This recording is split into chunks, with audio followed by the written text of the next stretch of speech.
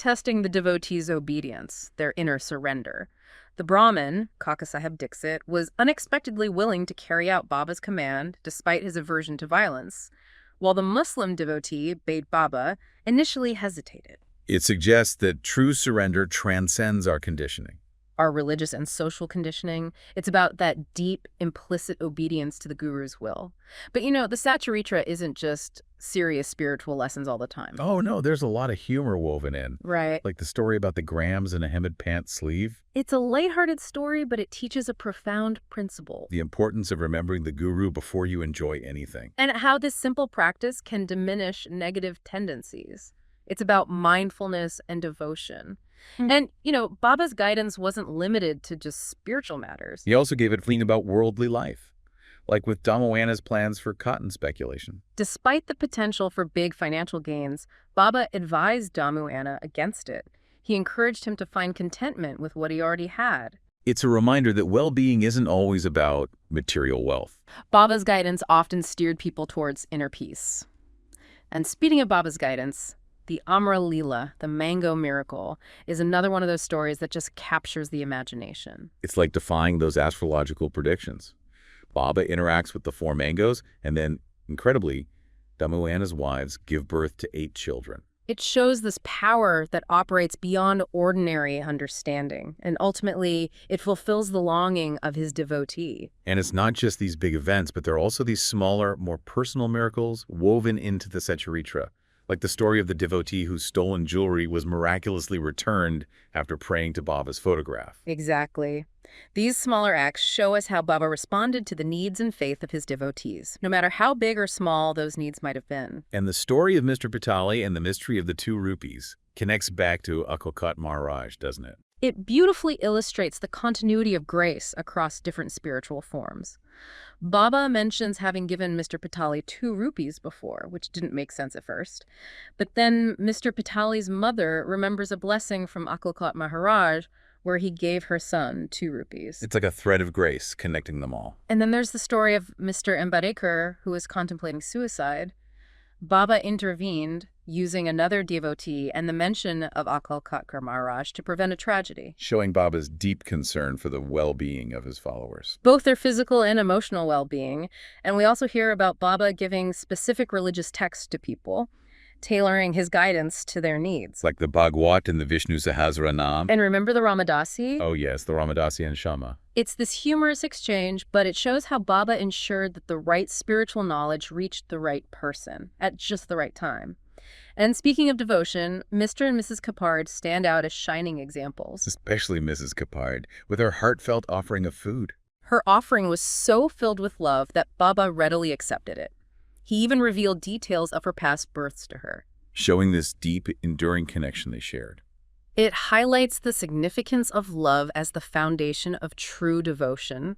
And Baba's omniscience is shown again and again, like when he mentions the evil eye, echoing Lakshamachand's unspoken thoughts. Like he could read their minds. As if there were no barriers.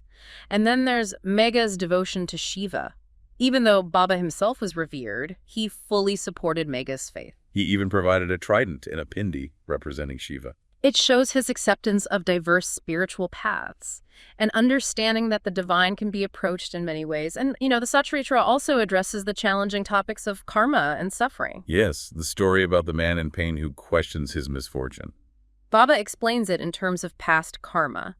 While acknowledging the influence of past actions, he also emphasized the power of faith to lessen the impact of negative consequences. And to bring relief from suffering. And even small acts of receiving prasad from Baba could create big shifts in a devotee's inner state. Like those 2 rupees that were given to that one devotee. It shows how Baba used even the simplest things to foster deeper faith and connection.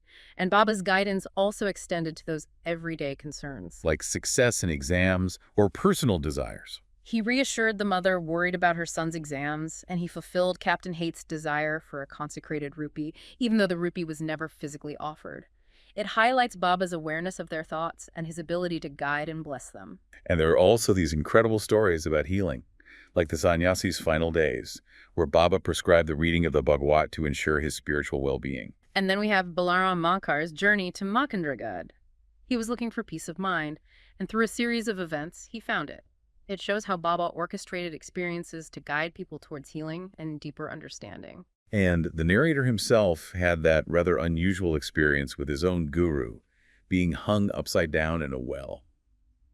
It's a powerful symbol of the need to detach from the external world to experience true bliss. A pretty extreme method, but it illustrates how a guru might use unexpected approaches to lead a disciple towards self-realization. And that interaction that Sai Baba had with those four people with different spiritual views emphasizes the importance of a guru for reaching liberation. It shows that even though there are many paths, the guidance of a true guru is essential. And it seems that even simple things blessed by Baba, like Udi or even a strand of his hair, were seen as very powerful. Oh, yes. Like with Apasaheb, who experienced both material and spiritual progress after receiving Udi and a strand of Baba's hair. It speaks to the immense faith people had in the power of Baba's blessings. And then there's Dr. Pillai's amazing recovery from guinea worms after using only Baba's Udi, no other medicine. It really reinforces that deep trust that people place in him. And, it wasn't just about being physically present with Baba. Even from a distance, his influence was felt. Like when Shama's sister-in-law recovered from the plague thanks to the Udi Baba set her. It transcends physical limitations. And then there's that story of the devotee who forgot his vow to offer his first salary to Baba, and Baba demanded that exact amount as dakshina. It's a reminder about the importance of keeping our promises. Baba was aware of those promises, even if we forgot them. He held us accountable. And then we have those two guests who were robbed of the same large sum of money. And Baba knew the exact amount that was stolen, From both of them. showing his incredible awareness. It's a bit of a mystery, but it highlights how deeply connected he was to the lives of his devotees. And then, of course, there's the touching story of the lady from Sholapur who longed for a child. And that cryptic message Baba gave, involving pinching Shama. It's one of those strange stories, but ultimately it brought comfort and the promise of fulfillment to the woman. It's like divine grace working in these mysterious ways. Now, the Satcharitra also addresses the topic of Baba offering both vegetarian and non-vegetarian food as prasad, which might seem a little unusual. How is that explained? Well, the explanation is that Baba respected the individual customs of his devotees. If someone was accustomed to non-vegetarian food, they might receive it as prasad, but those who were strictly vegetarian wouldn't. So it was about honoring their individual practices. And it was also about accepting the guru's prasad without question.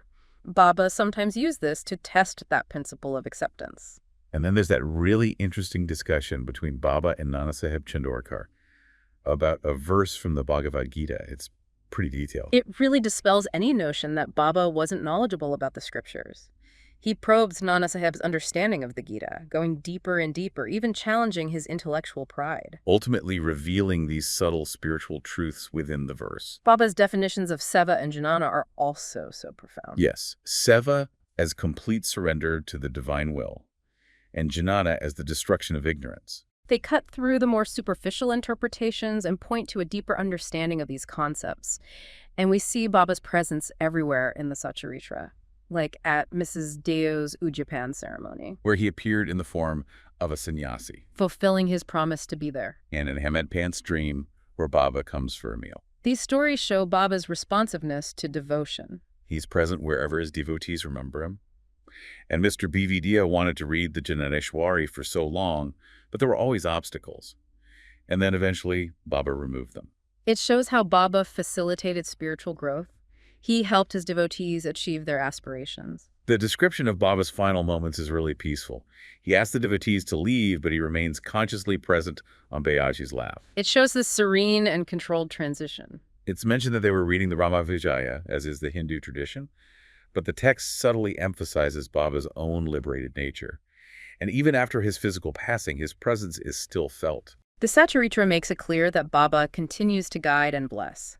His portrait continues to offer darshana to devotees. It's like a testament to the idea that true saints never really leave us. And remember that analogy of the wooden plank. It's a reminder that true spiritual progress is about inner qualities, not just external practices. Like that firmly planted plank, we cultivate steadiness within. And then there's Shama's pilgrimage. As he's traveling to these holy sites, he sees Baba's portrait appearing ahead of him.